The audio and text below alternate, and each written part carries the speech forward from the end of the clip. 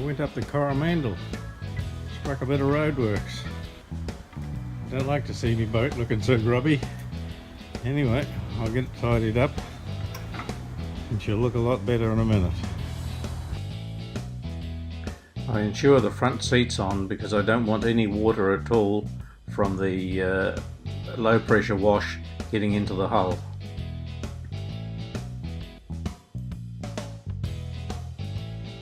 I use a mild soapy detergent just to knock the worst off, and because it was a hot day I rinsed it off instantly so that it wouldn't leave a film on the boat.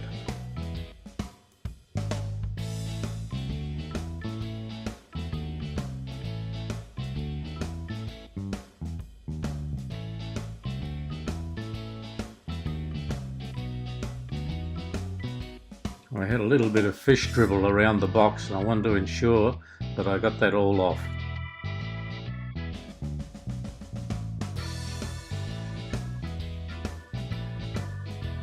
My spare wheel is mounted on the rear to help with the balance of the boat, but that precludes it tipping right up to allow the water out.